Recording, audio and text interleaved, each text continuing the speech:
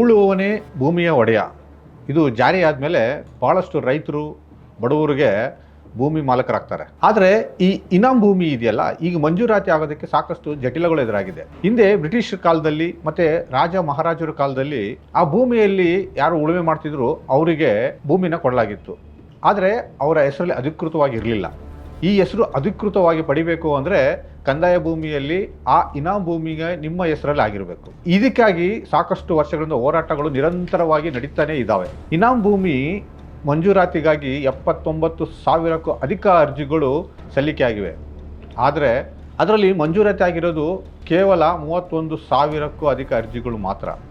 ಇನ್ನೂ 16,000 ಅರ್ಜಿಗಳು ಬಾಕಿ ಇದ್ದಾವೆ. ಅಷ್ಟೇ ಅಲ್ಲ, ಇನ್ನುಳಿದವು ಎಲ್ಲವನ್ನು ತಿರಸ್ಕೃತಗೊಂಡಿವೆ. ಇದಕ್ಕೆ ಕಾರಣಗಳು ಹುಡುಕ್ತಾ ಹೋದರೆ ಅದಕ್ಕೆ ಹಲವಾರು ಕಾರಣಗಳು ಸಿಗ್ತವೆ. ಒಟ್ಟು ಅರ್ಜಿಗಳಲ್ಲಿ ಶೇಕಡಾವಾರು ನೋಡೋದಾದರೆ ಕೇವಲ 39% ಮಾತ್ರ ಭೂ ಮಂಜೂರಾತಿ ಆಗಿದೆ. ಸಾಕಷ್ಟು ಅರ್ಜಿಗಳು ಬಾಕಿ ಉಳಿದಿರೋದು ಭೂಮಿಗಾಗಿ ಏನು ಹೋರಾಟ ಮಾಡ್ತಾ ಇದ್ದಾರೆ ಅವರು ಸಹ ಇದುವರೆಗೂ ಪರದಾಡ್ತಾನೆ ಇದ್ದಾರೆ. ಸರ್ಕಾರಕ್ಕೆ ಅರ್ಜಿ ಸಲ್ಲಿಸಿ ನಮಗೆ ಭೂ ಮಂಜೂರಾತಿ ಆಗುತ್ತೋ ಅನ್ನೋ ಕಾತುರದಲ್ಲೇ ಕಾಯ್ಕೊಂಡು ಕುಂತಿದ್ದಾರೆ. ಆದರೆ ಸರ್ಕಾರದ ಮುಂದೆ ಹಲವು ಸವಾಲುಗಳು ಇರೋದ್ರಿಂದ ಇದು ವಿಲೇವಾರಿ ಆಗ್ತಾನೆ ಇಲ್ಲ. ಈ ಇನಾಮ್ ಭೂಮಿನ ಬ್ರಿಟಿಷರು ಆಗಲಿ ಅಥವಾ ರಾಜ ಮಹಾರಾಜರು ಆಗಲಿ ಯಾರು ಕೊಡ್ತಾ ಇದ್ರು ಅಂದರೆ ವಿಶಿಷ್ಟ ಸೇವೆ ಸಲ್ಲಿಸಿದವರಿಗೆ ಮತ್ತೆ ಧಾರ್ಮಿಕ ಸಂಸ್ಥೆಗಳಿಗೆ ಉಚಿತವಾಗಿ ನೀಡ್ತಾ ಇದ್ರು. ಆದರೆ ಕಾಲಕ್ರಮೇಣ ಇದು ದಬ್ಬಾಳಿಕೆಯ ಪ್ರತೀಕವಾಗ್ತಾ ಬಂತು. ಇನಾಮ್ದಾರರು ಬಡವರು ಮತ್ತು ರೈತರನ್ನ ಕೇವಲ ಭೂಮಿಲಿ ಕೆಲಸ ಮಾಡೋರು ಅಂತ ಪರಿಗಣಿಸದೆ ಅವರನ್ನು ತುಂಬ ಕೆಟ್ಟದಾಗಿ ವರ್ತನೆ ಮಾಡ್ತಾ ಇದ್ರು ಅವ್ರ ಜೊತೆಯಲ್ಲಿ. ಅದಕ್ಕೋಸ್ಕರನೇ ಇದು ಉಳುವವನೇ ಭೂಮಿ ಒಡೆಯ ಅನ್ನೋ ಒಂದು ಕಾನೂನು ಬಂದ ಮೇಲೆ ಅವರೇ ಮಾಲೀಕರಾಗುವಂತಹ ಅವಕಾಶಗಳು ಒದಗಿ ಬಂತು. ಈ ಇನಾಮ್ ಪದ್ಧತಿಯಿಂದ ಅಸಮಾನತೆ ಸೃಷ್ಟಿ ಆದಮೇಲೆ ಸರ್ಕಾರ ಈ ಪದ್ಧತಿನೇ ರದ್ದು ಮಾಡಬೇಕು ಅಂತ ಮುಂದಾಯಿತು. ಆದರೆ ಆವಾಗ ಸರ್ಕಾರಕ್ಕೆ ಮತ್ತೊಂದು ಸವಾಲುಗಳು ಎದುರಾಗ ಶುರುವಾಯಿತು. ಈ ಇನಾಮ್ ಪದ್ಧತಿನ ಸರ್ಕಾರ ರದ್ದುಗೊಳಿಸಲು ಮುಂದಾದಾಗ ಹಲವು ಉದ್ದೇಶಗಳನ್ನು ಹೊಂದಿತ್ತು. ಇನಾಮ್ದಾರರು ಮತ್ತು ರೈತರ ನಡುವೆ ಈ ಮಧ್ಯವರ್ತಿಗಳಿದ್ರು, ಅವ್ರನ್ನ ತೆಗೆದಾಕಬೇಕು ಅನ್ನೋದು ಈ ಇನಾಮ್ ಪದ್ಧತಿನ ರದ್ದತಿಯ ಮೂಲ ಉದ್ದೇಶ ಆಗಿತ್ತು. ಈ ತಲೆಮಾರುಗಳಿಂದ ಭೂಮಿಯಲ್ಲಿ ಸಾಗುವಳಿ ಮಾಡ್ತಿದ್ರಲ್ಲ ರೈತರಿಗೆ, ಅವರಿಗೆ ಹಕ್ಕುಪತ್ರನ ನೀಡೋದು ಸಹ ಇದರ ಇನ್ನೊಂದು ಉದ್ದೇಶ. ಈ ಇನಾಮ್ ರದ್ದತಿಯಲ್ಲಿ ಅಡೆತಡೆಗಳು ಸಹ ಇದ್ದಾವೆ. ಪ್ರಮುಖವಾಗಿ ಇದಕ್ಕೆ ರಾಜಕೀಯ ಇಚ್ಛಾಶಕ್ತಿ ಬೇಕೇ ಬೇಕು.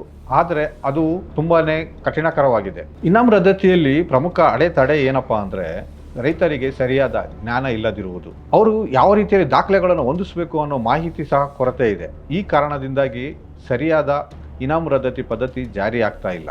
ಇನಾಮ್ ರದ್ದತಿ ಪದ್ಧತಿ ಗ್ರಾಮೀಣ ಭಾಗದ ಜನರ ಆರ್ಥಿಕತೆಯನ್ನು ಸುಧಾರಣೆಗೆ ಕಾರಣವಾಗಿದೆ.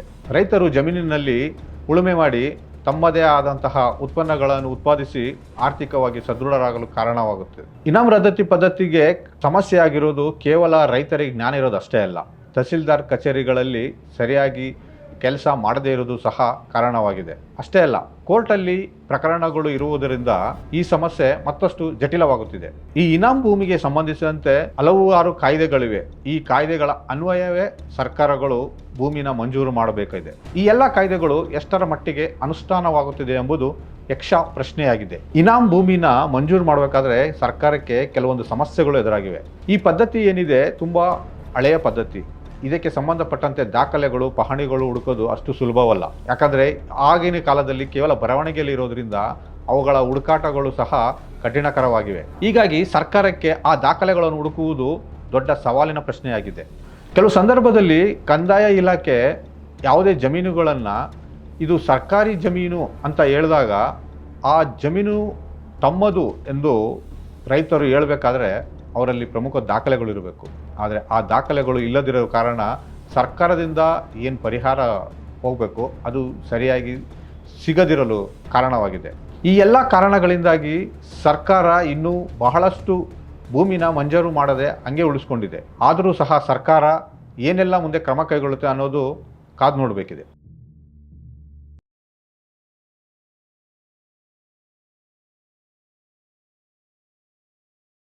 ಹೆಚ್ಚಿನ ಸುದ್ದಿ ಅಪ್ಡೇಟ್ಗೆ ಈಗಲೇ the federal Karnataka YouTube page ಅನ್ನು ಸಬ್ಸ್ಕ್ರೈಬ್ ಮಾಡಿ.